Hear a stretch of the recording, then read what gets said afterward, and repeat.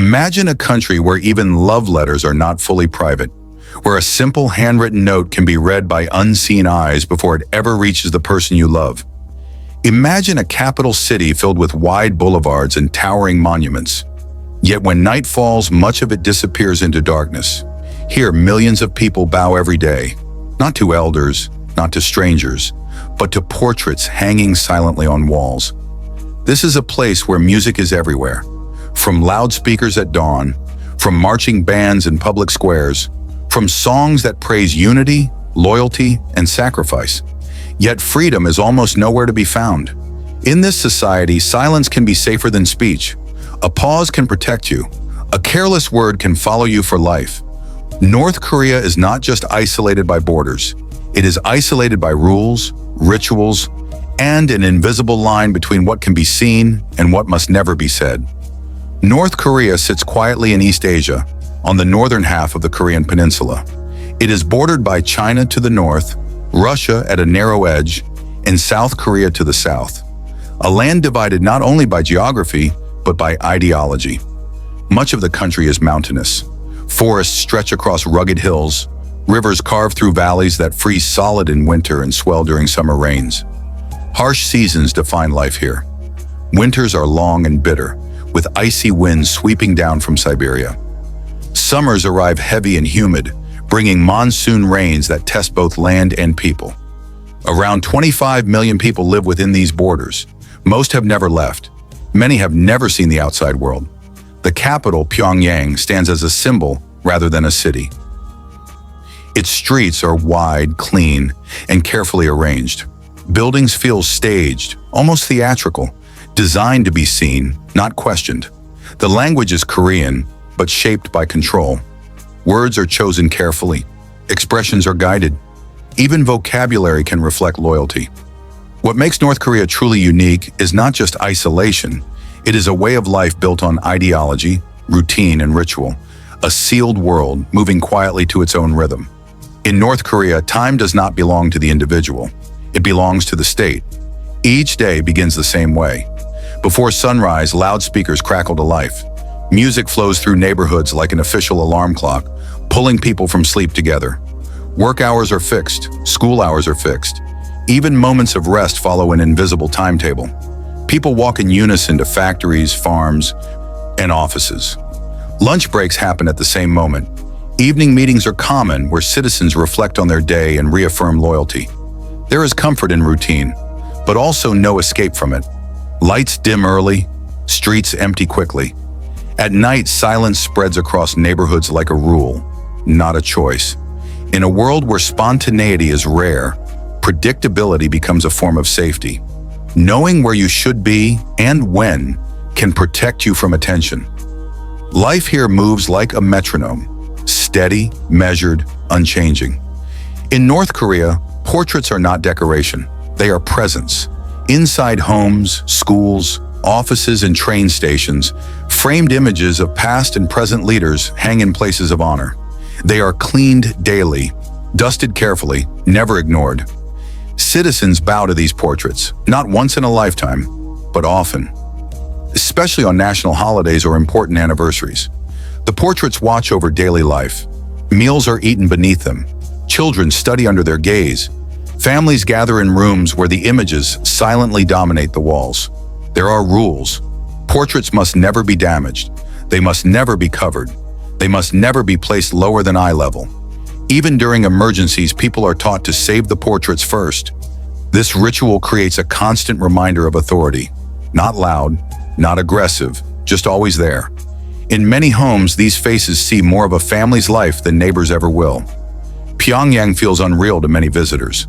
Wide roads stretch far into the distance. Colorful apartment blocks rise in neat rows. Monuments stand grand and symmetrical, polished and proud.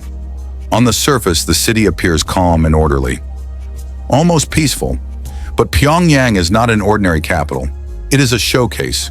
Only selected citizens are allowed to live here, chosen for loyalty, background, and trustworthiness. Many buildings are partially occupied. Some floors remain dark at night. Electricity is carefully rationed. Foreign visitors see what they are meant to see. Guides lead the way. Routes are planned, moments are curated. Behind the wide boulevards lies another reality, one that most cameras never capture.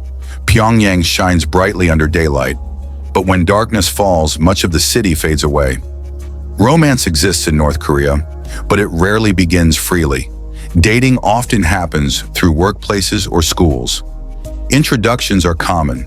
Approval matters. Young couples walk side by side, but rarely holding hands. Public affection is discouraged. Privacy is limited. Letters may be read, phone calls can be monitored, meetings often happen in groups. Marriage is not just personal, it is social. Family background is examined. Political loyalty is considered. Love here is quiet, careful, measured. Yet emotions still find a way through small gestures, shared glances, walks along rivers, moments stolen between responsibilities. For many, love becomes an act of patience rather than passion. Could love survive under constant watch? Comment love or control. In North Korea, words carry weight. A careless sentence can be remembered, repeated, misunderstood. People learn early to speak carefully or not at all.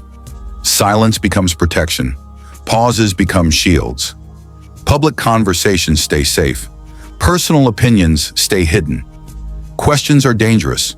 Even within families, people measure their words. Children are taught what not to ask. Adults learn what not to say. Loyalty is expressed loudly. Doubt is swallowed quietly. This creates a culture where listening matters more than speaking, where expressions are controlled, where restraint is valued. Silence here is not emptiness. It is awareness. In this society, survival often depends on knowing when to stay quiet and for how long. Music fills the air in North Korea. Marching songs echo through streets. Melodies pour from loudspeakers. Choirs perform with precision and emotion. Songs tell stories of sacrifice, of strength, of unity. Lyrics praise leaders, workers, and the nation itself. The melodies are powerful, easy to remember, impossible to ignore. Children learn songs before they learn complex history. Workers sing during events and celebrations. Music becomes memory. Unlike other art forms, music is encouraged. It stirs emotion. It binds people together. In a society where speech is limited, music becomes the voice, a shared rhythm, a shared message. Every note carries purpose. Every performance reinforces belonging. Here, music is not entertainment. It is identity. In public spaces, faces often look the same. Smiles are expected. Calm expressions are required. Emotion must align with ideology. During parades, celebrations, and national events, joy is visible everywhere. People clap in unison, cheer on cue, smile without hesitation. Sadness is private. Frustration is hidden. Anger is dangerous. This creates a society where emotion becomes performance, where public happiness is a duty. Yet behind closed doors, expressions change. Voices soften, faces relax. The contrast is sharp. Happiness here is not always felt, but often shown, rehearsed, maintained. In North Korea, even emotions follow rules. In North Korea, food is not simply about taste, it is about access. For many families, meals depend on government rations. What you eat, how much you eat, and how often you eat can change with the seasons or with policy. Rice is treasured, corn is common, vegetables are stretched to last. Meat is rare for ordinary households, often saved for holidays or special occasions. In rural areas, people forage in nearby hills, wild greens, roots, anything edible. Markets exist, but choices are limited. Prices fluctuate quietly. Scarcity is a constant presence. Food becomes something to respect, to save, to share carefully. A full meal is not taken for granted, it is remembered. Would you eat this way every day? Yes or no? North Korean women carry much of the country's daily burden. They work in factories, farms, offices, and markets. They raise children. They manage households. Tradition expects obedience and modesty. Reality demands resilience. Many women run informal businesses in local markets, selling food, trading goods. supporting families quietly. While men are often tied to state jobs, women adapt. They negotiate, they improvise, they survive. Education is available, but advancement is limited by loyalty and class. Appearance standards are strict, behavior is monitored, yet strength shows in small ways, in persistence, in sacrifice. North Korean women are neither powerless nor fully free. They exist in between, holding families together in a system that rarely acknowledges their role. Televisions exist in many homes, but channels are few. Content is controlled. The outside world is absent. Broadcasts focus on news, music, and documentaries that praise the state. Foreign movies are rare. Unfiltered information is almost non-existent. Television becomes a mirror, not a window. Programs show success, unity, strength. Problems are invisible. Criticism is unheard. For many viewers, this is the only version of reality they know. The screen defines the world. There is no channel surfing, no late-night discovery, no surprise. Television here does not entertain curiosity, it contains it. In a digital age, North Korea remains visually isolated, even within its own living rooms. School begins early in North Korea. Children wear uniforms. They march together. They recite together. Lessons include math and reading, but ideology comes first. Students memorize speeches, study revolutionary history, learn songs of loyalty. Teachers are respected. Authority is unquestioned. Creativity exists, but within limits. Questions are guided. Curiosity is shaped. Academic success depends not only on ability, but on background. Family history matters. Political standing follows you into the classroom. Education is not just preparation for work, it is preparation for obedience. For many students, school is where identity is formed, long before personal dreams are allowed to appear. North Korea celebrates often. Parades fill city streets, dancers move in perfect formation, fireworks light the sky. Festivals honor leaders, victories, and national milestones. They are grand, emotional, carefully rehearsed. Participants practice for weeks, sometimes months. Smiles are synchronized. Movements are precise. Crowds cheer together, clap together, feel together. Yet these celebrations are not spontaneous. Attendance is expected. Participation is required. Festivals are moments of collective identity, not personal expression. They are beautiful to watch, overwhelming to experience. In North Korea, celebration is not about escape. It is about unity under control. Foreign visitors are never truly alone in North Korea. From the moment they arrive, guides are assigned, routes are planned, schedules are fixed. Every step is supervised. Every stop is approved. Photography is limited. Conversations are monitored. Curiosity is redirected. Visitors see monuments, museums, and performances. They do not wander neighborhoods freely. They do not enter private homes. This controlled experience creates a polished image, a smooth surface. Behind it lies a country that remains out of reach. For outsiders, North Korea feels distant, even while standing inside it. You are present, but never immersed. The Korean border is one of the most fortified in the world. It separates families, stories, lives. Many North Koreans have relatives in the South they have never met. Some have not spoken in decades. Others only know names. Letters rarely pass. Calls are nearly impossible. For generations, bloodlines were split by politics. Reunions, when they happen, are emotional and brief. Watched, timed, tears fall quickly. Words rush out, then silence returns. This division is not just physical, it is emotional, inherited. The border stands as a reminder that nations can divide what families never intended to separate.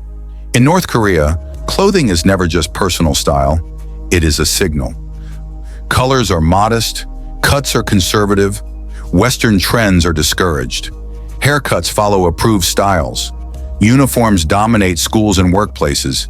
Individual expression is limited. Clothing reflects discipline, not identity. Standing out invites attention, and attention can be risky. For women, modesty is expected. For men, simplicity is valued. Fashion here is about blending in, about showing respect for order. In this society, what you wear says less about who you are and more about what is allowed. Morning in North Korea does not begin quietly. Before sunrise, loudspeakers awaken neighborhoods. Music fills the air. Announcements follow. The sound is steady, unavoidable. It sets the rhythm for the day. Work begins. Movement begins. For many, this is the first voice they hear each morning. It is not optional. It is routine. Here, even waking up is collective. Marriage in North Korea is both personal and political. Couples are encouraged, but within limits. Background checks matter. Loyalty matters. Romance comes second to approval. Weddings are modest. Ceremonies are simple. Celebrations are brief. Marriage is viewed as stability, as contribution. Should the state decide love? Comment below. North Korea's mountains are wild and beautiful. Forests stretch untouched. Rivers run clear. But access is limited. Many citizens never explore these landscapes. Travel is restricted. Permission is required. Nature exists, but often from afar. Beauty here is something to admire, not roam. In North Korea, responsibility can extend beyond one person. Mistakes may affect families, even generations. This creates fear, but also compliance. People learn to protect not only themselves, but everyone connected to them. Control is reinforced quietly, effectively. Smiles are common in public. Joy is visible. Cheering is loud. But happiness is often expected, not chosen. Behind closed doors, expressions soften. In North Korea, happiness can be something you show, even when you don't feel it. Housing, state-assigned food, ration-based electricity, limited transport, few private cars, healthcare free, basic income, state-controlled expat life, highly restricted safety, orderly, tightly controlled meals are simple. Naengmyeon, corn dishes, kimchi. Food is seasonal, shared carefully, never wasted. Eating is about survival, not indulgence. North Korea is a land of contrast, beauty and control, unity and silence. We hope this gave you a new perspective. Like, comment, and subscribe for more journeys.